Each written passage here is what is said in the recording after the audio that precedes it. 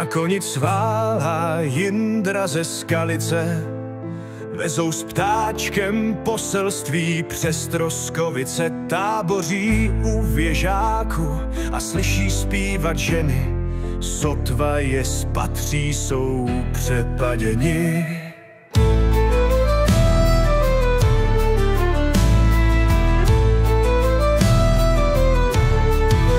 Jen tak uniknou a zachrání si život.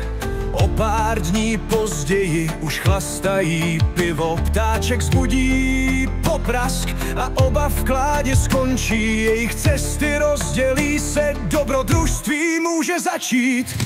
Víno a ženy a žejdlík piva, se vším si poradí kovář Jindra.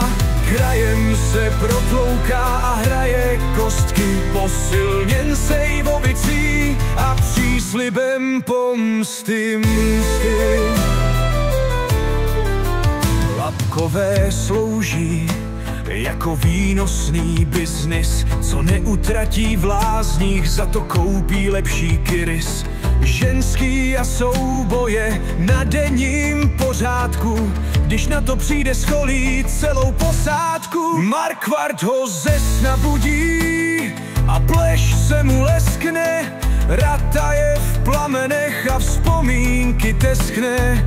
Objíždí hrady tvrze a úkoly plní, aby na něj rodiče mohli být hrdí. Víno a ženy a žejdlík piva, se vším si poradí kovář Jindra. Krajem se protlouká a hraje kostky, posilněn sejvovicí a příslibem pomsty. Na svatbě v Semíně setká se s Janem Ptáčkem, do potyčky připlete se a je zase zatčen. Na troskách v žaláři Janu hrozí šibenice, v tom přijede Otto Bergov, zabrání tý šlamastice.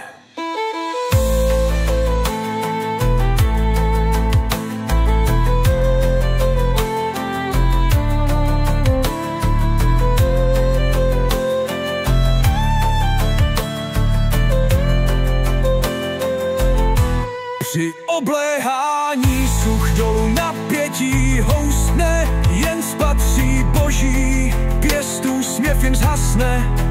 Pražské oddíly přiráží žebříky k hradbám, spousta jich v zápětí do příkopu padá. Salvy šípů létají nahoru i dolů, obránci hrdině drží pospolu. Jan Ptáček postřelen na hradbách vzpomene dodat: Audentes fortuna, kurva jebat.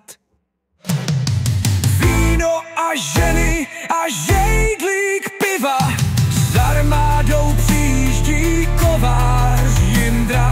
S Rackem a Hanušem vědou do pražských vojáků, nakonec společně vše dají do